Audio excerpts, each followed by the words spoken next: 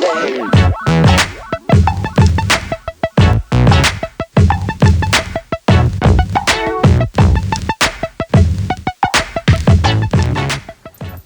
everyone, welcome to A Closer Look. I'm your host, Brielle Jungblut, and today we're here with soccer player Rachael Romeo. How are you today? Good. Thank you for joining us. So tell us, when did you first start playing soccer? I started playing right before my 5th birthday. Okay, and was that the only sport you played? No, I actually played basketball until I was in 8th grade, and then I decided if I wanted to play soccer at the collegiate level, I had to focus like 100% on training for soccer, and that's it. Right, that's smart. Okay, so in high school, you had several D1 programs show interest in you. Who was it and when? My sophomore year, going into my sophomore year, I did a couple ID camps at Duke University and Wingate, and the following summer, I had gotten in contact with BC, University of Maine, University of Toledo, Rutgers a little bit, which is right by my home. And there were other schools that were D2, but they were still great, like Wingate was really interested, and East Stroudsburg was really interested.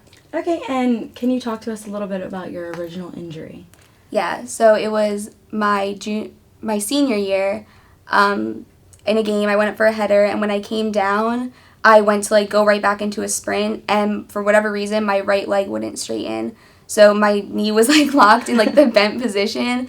So I went off the field, and my athletic trainer from my high school had to like maneuver my leg in a weird way to get it to unlock.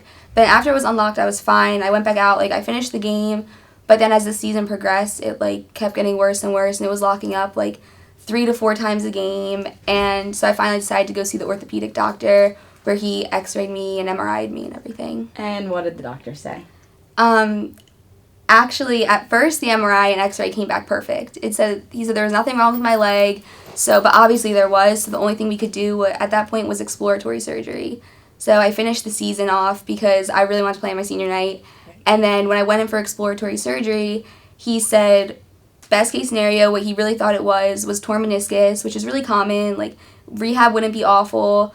Worst case scenario is it's a cartilage defect, which he didn't think was likely. He was like, that's really rare.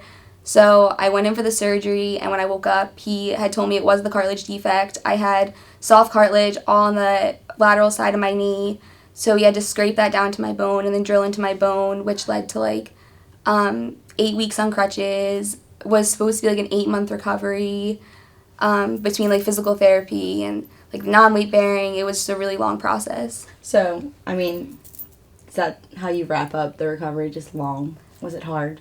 Yeah, it wasn't as hard as I thought it was going to be. The hardest and longest part was the crutches, because that we just couldn't rush, because for the surgery, when he drilled in my bone, I just had to wait until that healed. It was all a waiting game. And if I went on it too early, it wouldn't have healed correctly. And, besides that, the actual PT, it was just riding a bike, range of motion, hamstring and quad stretching. Mm-hmm. So that part wasn't hard, and I ended up getting cleared a lot earlier than I thought I was going to get cleared. Okay, and tell us how you mentally handle that. You go in, hurt yourself, have to get surgery. It's worse than you thought it was. Tell us how you prepare for that. When I first woke up, I was definitely in shock. I wasn't expecting to hear it at all. I went home, I was just trying to take it all in. Mm-hmm. When am I going to tell the coaches? How are they going to react? How are the girls in the teams going to react? With this, I would get cleared in enough time to go back and play, but at the same time, how strong am I actually going to be? Right. So there was just a lot going through my head, but then after a few days, I was like, you know what, I got to get through it. I just have to really put all my energy into rehab and do the best I can with that. That's all I could do. That's awesome. So how did you find out about USC Aiken, of all places? Well, after I did the Wingate camp, Sue, the old coach here, was she led one of the practices there. And, I knew it was a smaller school.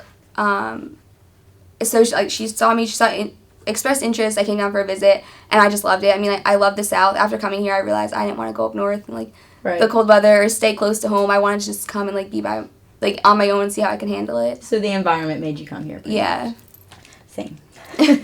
How difficult was it to come in as a freshman knowing you couldn't play, but you're around the team and the game so much? How did the girls welcome you? Were they iffy? No, at first it was me. I was really shy. I was quiet. I didn't want to open up to anyone. I mean, I had never met Coach Hillary before move-in day. It was definitely a big adjustment for me. But, I mean, after the fitness test and, like, everyone's, like, emotions were under control and no one was really stressed out anymore about passing, everyone was so welcoming, and I really felt like I was part of the team. Okay. So when you were cleared during the spring season, how difficult was it to come back from not playing to going straight into full contact?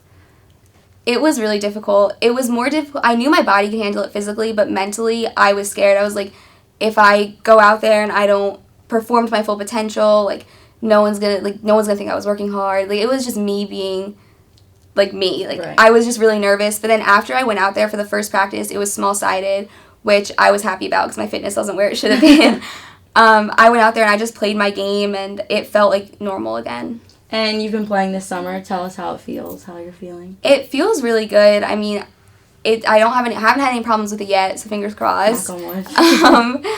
I don't know. I mean, I feel like I'm really ready for the season. I'm ready to go out there and try and make an improvement. And what are you looking forward to most this season?